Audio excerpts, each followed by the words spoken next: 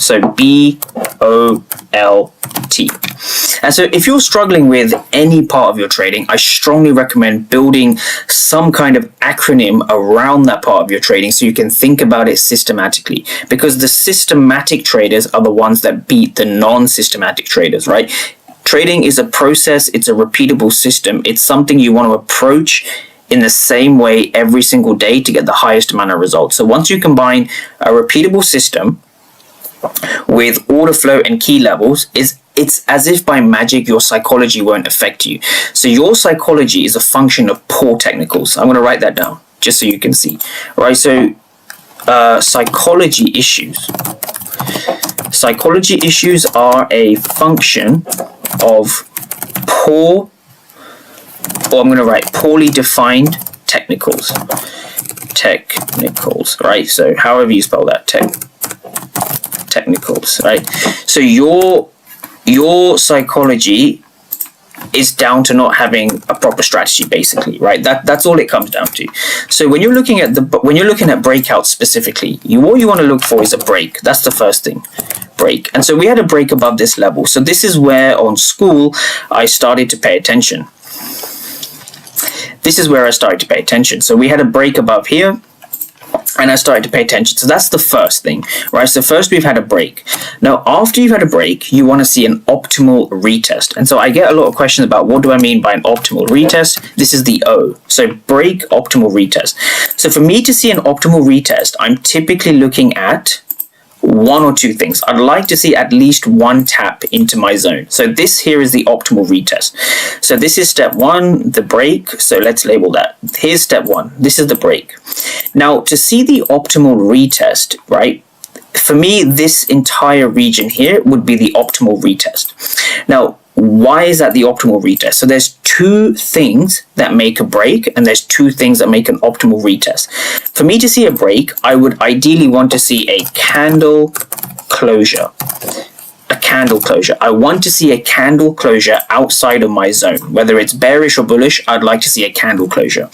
Now, it's important to note that candle closures alone are not enough.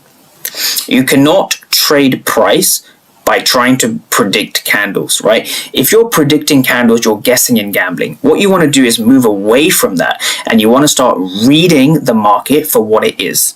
And the market isn't about candles, EMAs, Elliott waves, RSIs. It's not about any of that. It's about choosing the right level and reading price at that level. If you can do that, you can win on a long enough time horizon. So when you're looking at candle closures specifically, always look at them in an educated way, right? Don't be an uneducated trader who doesn't know how to read order flow. Now, specifically with this, there's no candle pattern here, or there's no real confirmation that can give you entry to go long or short. There's none. Instead, you want to start focusing on an optimal retest. And so an optimal retest, right, comes down to two things. I want to see at least two taps into the zone, right? At least two taps into the zone. So here we had one just about, and here we had two. And the second thing is I want to see price coming at least 50% into the zone. So I think the ICT traders have a term for this, which I can't remember off the top of my head. It doesn't really matter. 50% of the level needs to be hit. So here we had a little bit, I know it's a little bit less than 50%. However, I will show you why I still went long. But you want to have around or at least 50% of the level being mitigated. 50% mitigation of the level. Right? So in other words, you want to see price coming into the level a significant amount, at least twice. Right? And once you've seen those two things, you then want to move on to the L step, which is the most important. So if you miss out L, you lose. So just remember, L here stands for I need it to win. So the opposite of loss. In order to win, you need the L.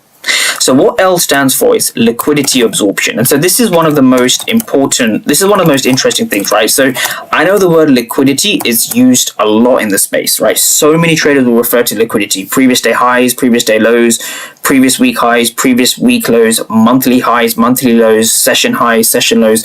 The truth is you cannot read liquidity just by looking at candles. You think you can, but you can't.